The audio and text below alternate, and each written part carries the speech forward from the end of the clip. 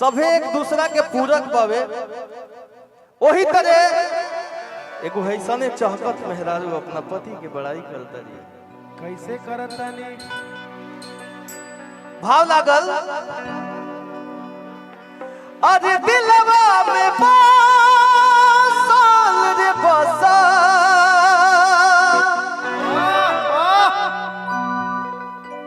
कि दिलवा में बसल करे जवा में धसा कि दिलवा में बसल करे जवा में धसा बड़ा नीक लगेला कि बड़ा नीक लगेला बलमुआ के हौसा कि बड़ा नीक लगेला। आई तो भारती जी कि दिलवा में बसल भैया उहे भाव है नारदी वाला कि दिलवा में बसल हर करे जवा में धसा दिलवा में बसल साइड छोड़बू हर जवा में धसा कि बड़ा नीक लगेला बड़ा नीक लगेला बलमुआ के हौसा बड़ा नीक लागेला बलमुआ के हौसा बड़ा नीक लागेला बलमुआ के हौसा बड़ा नीक लागेला। चलिए बहुत बहुत पुरस्कार ये बड़ पक्ष के पुरस्कार है। क्या बात है क्या बात है। कोई लेके पहला पहला प्यार लेके आंखों में घूमा कोई गगनी से आया है कोई जादूगर बड़ा नीक लागेला बड़ा नीक लागेला। गोरतिया कहता रे कैसे कहतानी कि दुआरा पटेक्टर थरे सर पलानी में एक जोड़ा बैल घोड़ा टीवी दलानी में एक जोड़ा बैल घोड़ा दलानी में एक जोड़ा बैल घोड़ा दलानी में कि दुआरा पटेक्टर tractor tractor tractor tractor tractor tractor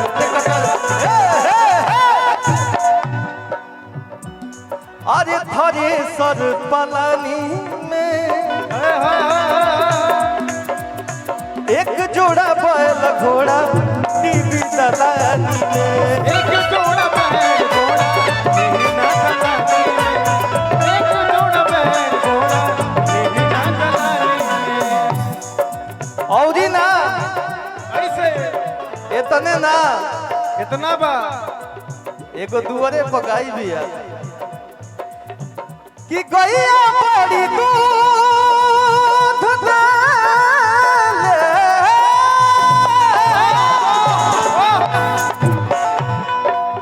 कि गाय बड़ा दूध देले हर जरसी हयासा गाय बड़ा दूध देले जरसी हयासा बड़ा नीक लगेला बड़ा नीक लगेला बलमुआ के हौसा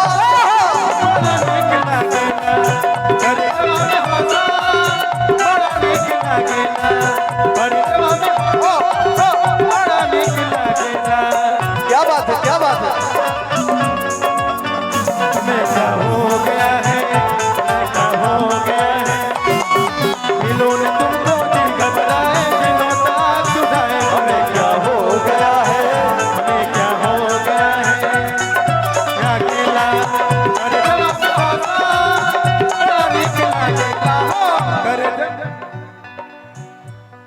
और क्या कहत रे अंगना में चापा कल एक दू एक दू एक दू एक दू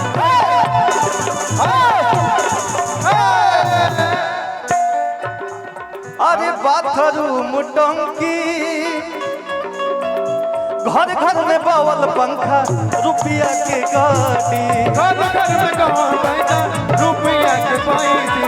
घर घर में कहाँ पैसा रुपया के पाई वो रतिया कह दिया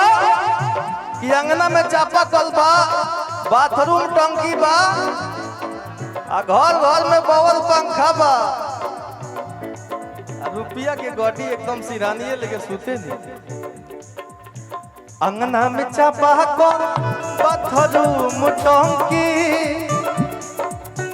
घर घर में बावल पंखा रुपया के गाड़ी घर घर में कहाँ पंखा रुपया के पाई घर घर में कहाँ पंखा रुपया के पाई अरे बगले में घर बा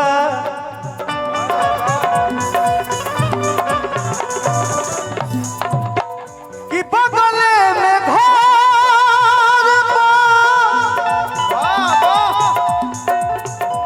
अरे बगले में घर बा अरे जियो बगले में घर बा कि पड़ोसिया के भाषा